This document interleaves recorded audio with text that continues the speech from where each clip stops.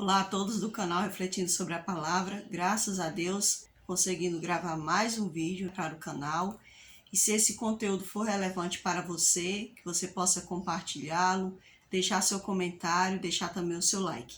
Embora a gente leia a Palavra do Senhor por várias e várias vezes, mas como ela não é um livro qualquer, né? É uma palavra viva, de um Deus vivo, então é muito interessante como o Senhor vai te dando cada vez mais entendimento de certos conteúdos ali dentro da sua palavra, claro que no tempo dele, quando ele quer, né, assim ele vai fazendo.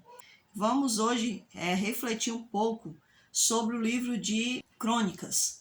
Hoje eu estava ali estudando essa passagem aleatoriamente. É interessante que muitas pessoas, ainda hoje, elas têm esse pensamento antibíblico de que Deus ele só está com a pessoa se ela estiver bem financeiramente. Eu nem falo muito nos outros sentidos, porque as pessoas elas visam mais no sentido financeiro. Se elas veem uma pessoa com uma boa casa, um carro, uma moto, assim, esbanjando dinheiro por aí, por acolá, então elas têm na sua mentalidade de que aquela pessoa é uma pessoa abençoada, de que aquela pessoa é uma pessoa que tem ali a mão de Deus sobre ele.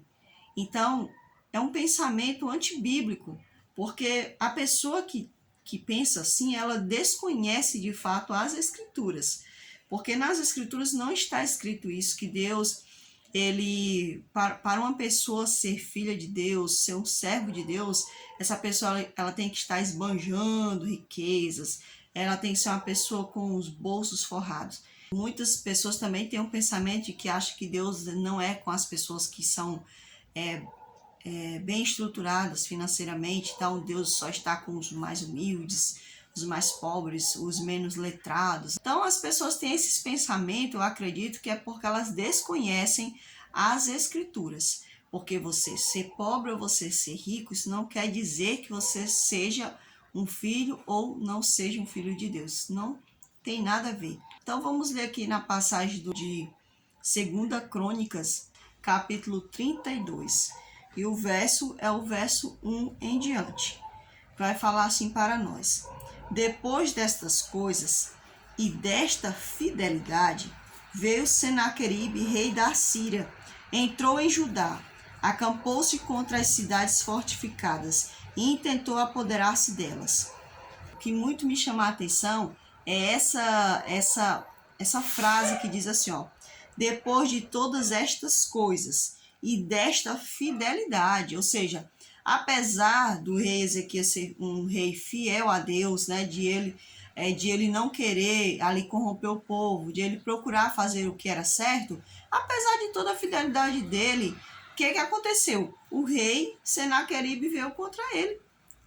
A Síria se levantou-se contra Ezequias, contra a cidade de Judá, contra Jerusalém. Então, o fato de uma pessoa ser fiel não vai eximir ela de passar por situações desgastantes, de passar por tribulações, de passar por doenças, de passar por privações.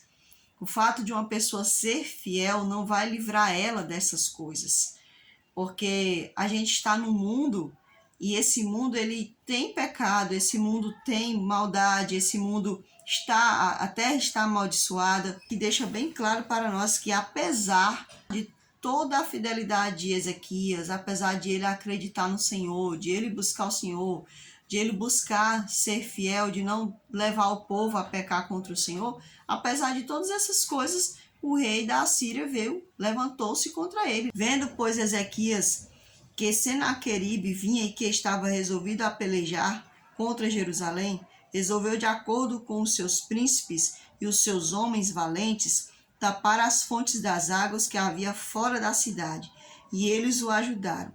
Assim muito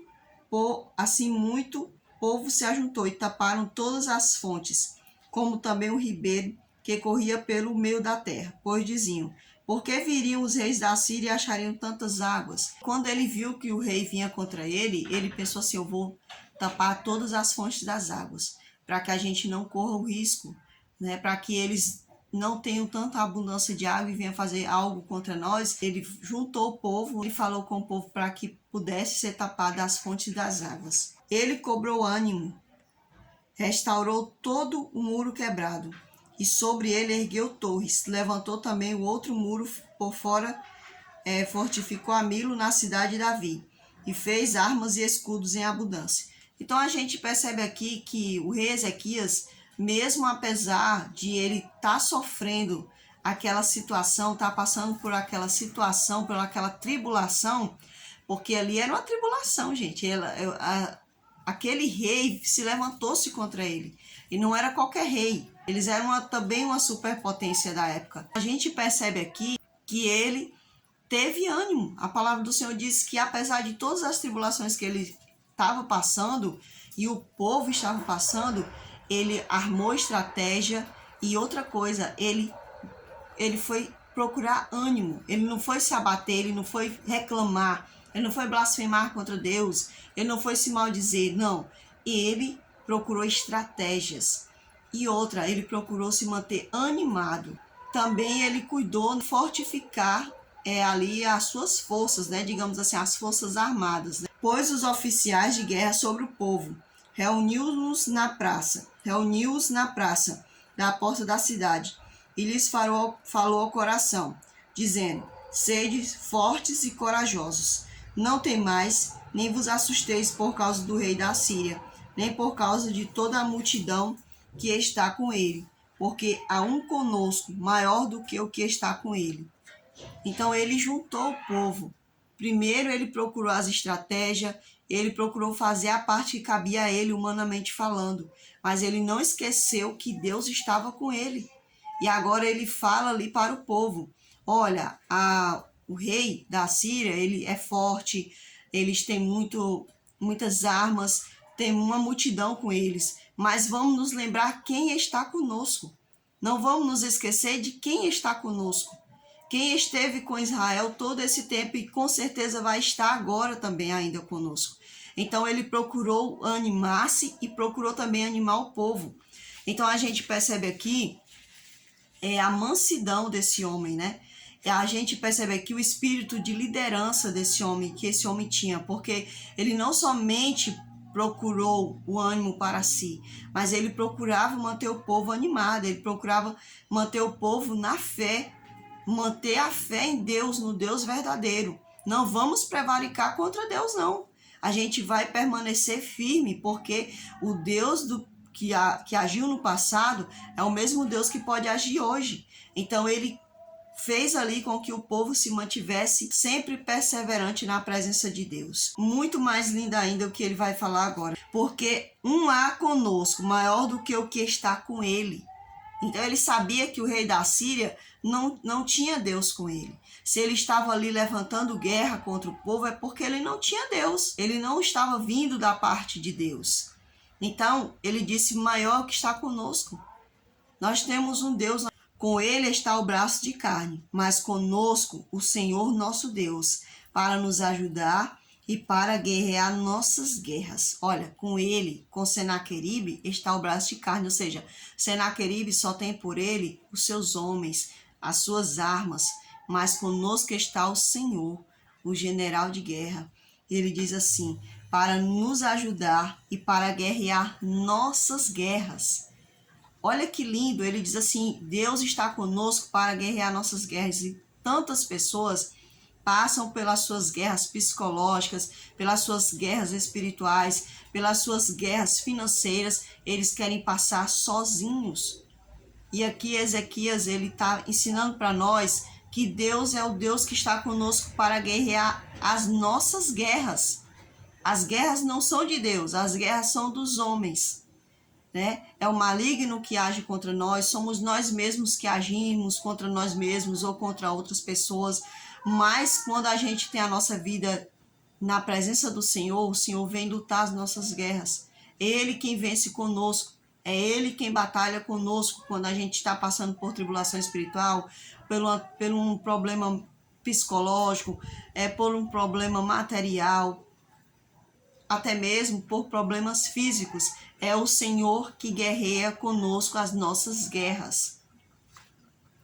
Então ele fala: o povo cobrou ânimo com as palavras de Ezequias, rei de Judá. Eis aqui um verdadeiro líder, um verdadeiro servo. Esse homem realmente cumpriu o seu chamado, o chamado de cuidar daquele povo. Ele realmente era um pastor, era o pastor ali naquele momento, né, da nação de Judá. Então a gente percebe aqui que a pessoa, mesmo ela sendo fiel, a gente percebe que ela não está isenta de passar por tribulações, isenta de passar por doenças, isenta de passar por problemas financeiros ou até mesmo a morte. Nós não estamos isentos, nós somos seres humanos. E mesmo a gente procurando ser fiéis, a gente não está livre disso. Não importa se é um servo rico ou um servo pobre, ele sempre vai estar passando por lutas, sempre vai estar passando por problemas, porque infelizmente nós vivemos num mundo de pecado, um mundo contaminado pelo pecado, um mundo perturbado, um mundo que tende a querer perturbar a nossa mente, a nos afastar de Deus, a quebrar a nossa fé com o Senhor. Mas nós devemos ter a mesma mentalidade, assim como Ezequias teve, assim como o rei Davi teve, que é permanecer fiel ao Senhor, independente das circunstâncias. Não ter medo, estar sempre ciente de que o Senhor é o Deus que vence as nossas guerras. Ele é o nosso Deus, Ele é o nosso grande general, Ele está conosco. E não existe isso. Não existe essa história de que uma pessoa só é abençoada se ela tiver o bolso forrado, saúde dela estiver 100%, ela for uma pessoa super na paz espiritualmente. Não existe isso, gente. Isso é o maligno que quer perturbar a mente das pessoas, aí, enganar as pessoas com isso, levando essas pessoas a adorar o Deus Mamon, o Deus das riquezas. Claro que ter riqueza nunca foi pecado diante de Deus. O Senhor está aqui para nos abençoar. Muitas das vezes nós não somos abençoados financeiramente porque Deus conhece, Ele conhece a mente de cada ser humano. Ou não chegou o momento ainda. É isso, gente. Esse é o... Deus, ele não veio aqui para nos prometer riqueza, ele veio para nos salvar. A riqueza que a gente adquire aqui são consequências da nossa luta, são orações respondidas que a gente clama ao Senhor. Então a gente vai adquirindo bens, né? Vai adquirindo conhecimento, são consequências, né? O Senhor mesmo disse: esforça-te que eu te ajudarei. Se a pessoa for uma pessoa esforçada, é claro que o Senhor vai ajudar aquela pessoa. Claro que também existe muitas circunstâncias para que aquela pessoa muitas das vezes não alcance certas possibilidades na vida dele. Muitas das vezes existem pessoas que não vão ter as oportunidades na vida, né? Então, o que eu quero focar aqui, o que eu quero refletir é de que, apesar de toda a fidelidade que um servo de Deus possa ter, isso não quer dizer que ele não vai passar por circunstâncias ruins na vida dele. E eu espero, né, que essa reflexão fique no coração de cada um, que Deus abençoe a todos nós e até o próximo vídeo, se assim o Senhor nos permitir.